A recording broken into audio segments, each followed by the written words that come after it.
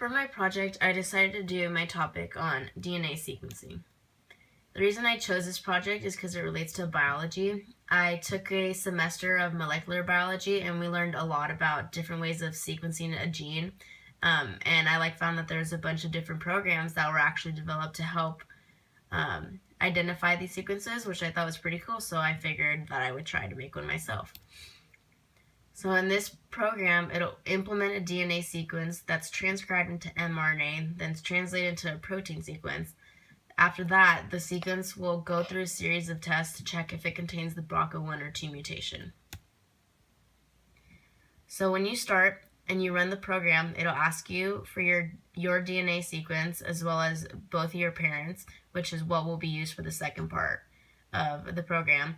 And in this sequence, it has to contain the bases A, T, C, and G. Very specific, it has to be thymine because if it's U, that's uracil, and that's for RNA, so you need the DNA one. So after you give the sequence will be printed out, and so will the length of it. Then afterwards, the sequence is going to be transcribed into mRNA, which will use the base U because it's RNA. Then that RNA sequence is going to run through the genetic code, and then it will find its corresponding amino acid, and then it'll print out the entire protein sequence. So the next part is going to be determining the BRCA mutation. So in real life, to determine the mutation, it goes through two tests. One's called the next generation sequencing, and the other one is called the Sanger sequencing. The BRCA mutation is the damaged gene that's in a gene sequence, which is what can lead to cancer. So in this case, it's ovarian and breast cancer for women. And then there's two different types. There's BRCA1 and BRCA2 genes, and they both produce tumor suppressor proteins.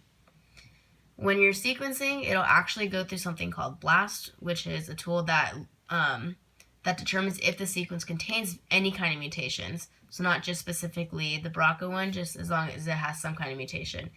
Then to check for the actual BRCA1, it'll go through Sanger and next generation sequencing, which will help find the mutation sequences that are within the DNA, if there are any. Then after testing, the results of the gene may or may not contain the mutation, and it'll indicate whether the individual who provided their gene sequence is at risk for breast cancer. Some difficulties was making sure that the correct amino acid sequence was printed out because it's such a big genetic code, and you could easily mess it up. So I had to be really tedious about that. And also it's making sure that you can find the start and the stop codon in the sequence, because the sequence could be 1,200 nucleotides, it can be 100, so it's easy to make a mistake. One hard part was programming the test that would determine if the sequence contains the mutation, because the mutation is an actual genome, so it's huge. It's over 1 million nucleotides, so you can't really find it without getting the whole genome. So in this program, it only looks for part of the already known gene mutation sequence, and that was the hardest part, was finding the actual gene sequence of the mutation. And I think this one program idea was cool because you can identify real life problems using coding, like detecting cancerous genes in your genome. So I thought that was pretty cool. Actual code itself. So when you first run the program, it's going to ask you to put in your gene sequence. So I'm going to do that right now. And you want them all in caps. Then after this, it's going to ask for your parents' sequences, and that is what will be used to determine if the kid has the BRCA mutation in their gene.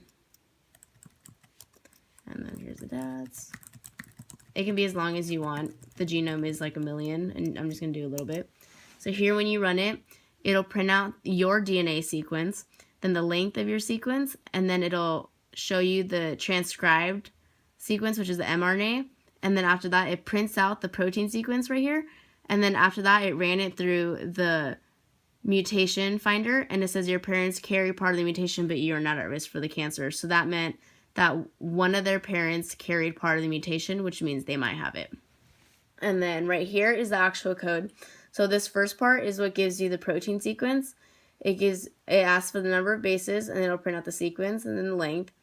Then the good thing about mRNA and DNA is that it's so similar except for the one nucleotide base, thymine, which is in DNA, and in RNA it's uracil. So then it'll just replace that, and then that gives you the mRNA.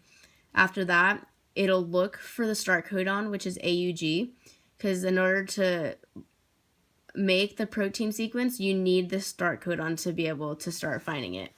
And then after it finds the start codon, it'll run the entire sequence through the genetic code in 3 pairs, because each nucleotide is 3.